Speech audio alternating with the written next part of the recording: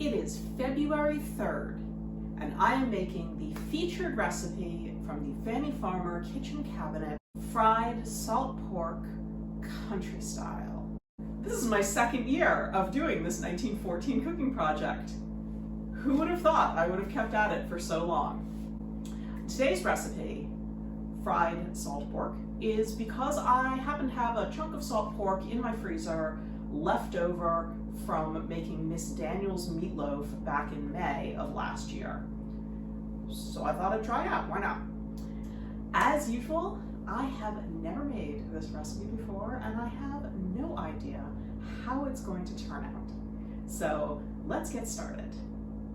To make fried salt pork country style, you will need salt pork, cornmeal, flour, milk, salt, pepper, butter, potatoes. The first direction is cut salt pork in thin slices. She does not say how much salt pork or how many slices. I'm going to cut 2 slices. Next, we're going to slice crosswise.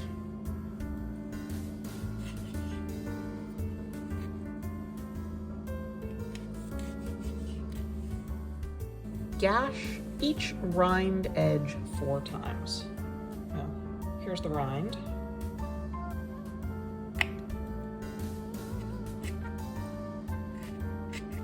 Next, we are to dip in cornmeal and flour, and it says to use twice as much cornmeal as flour.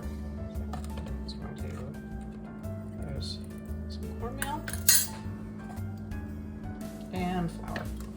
I just used 2 tablespoons of cornmeal and 2 of flour. That was probably more than I needed for this amount of salt pork.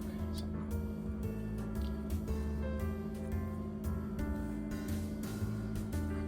Yep, got away with half the amount of judging.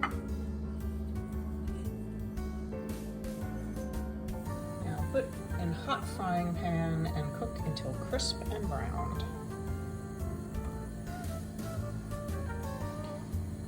Salt pork is really fatty, so it doesn't need any additional grease. Let's see how we're doing. Well, that's looking crisp and brown on one side.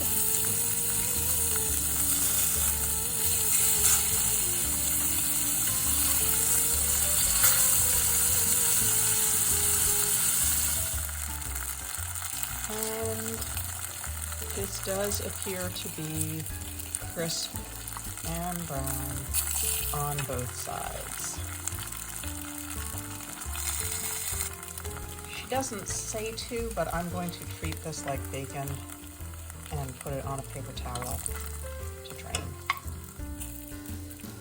The next step is to strain the fat and put some of it into a saucepan. I'm just going to take it away and measure out the fat and leave some of it in this pan because why get a second pan dirty? So that left me with about a tablespoon of fat. So I'm going to use that as my guidelines for making the sauce. So put the fat in the saucepan and add some flour. It doesn't say anything about how to cook it. I'll just put it on a low heat. A bit more flour than fat.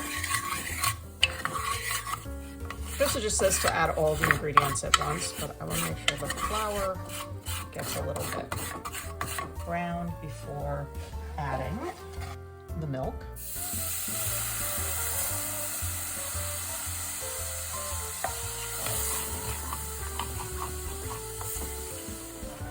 I wish I had one of those flat whisks right now. That would be really helpful. And we add some salt, add some pepper,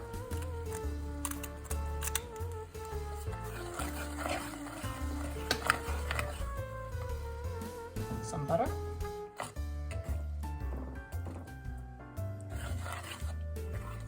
and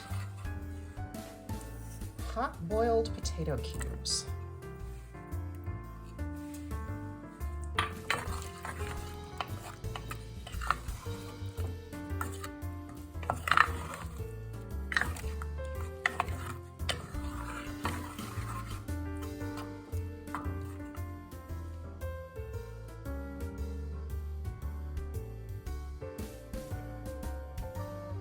Fried salt pork, country style. Let's see how it is. All right, the salt pork is very crispy.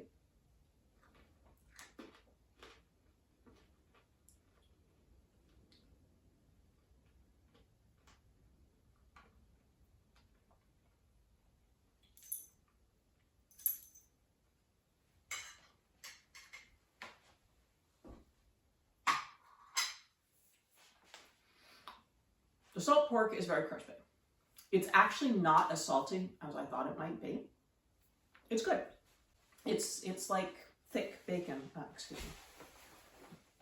The sauce, gravy, whatever it is, it's a white sauce.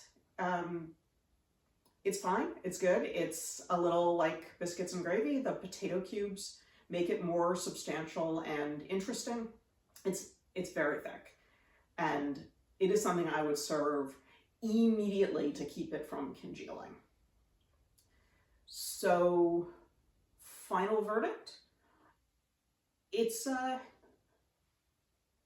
Bartholomew. I believe Bartholomew would like some fried salt pork. He's not getting any. You gotta cook down, big boy. Okay.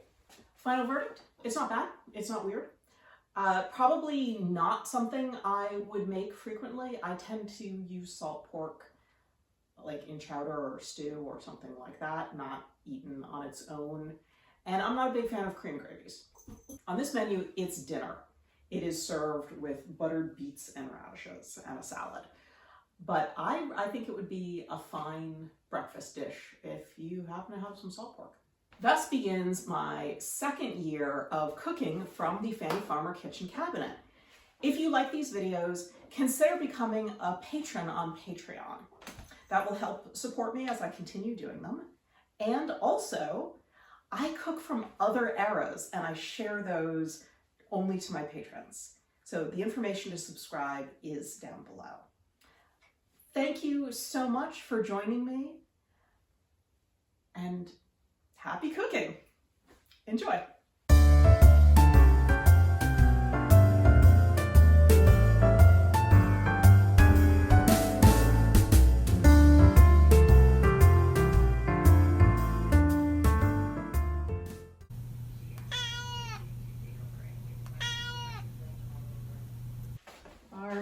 Stop stealing my stuff.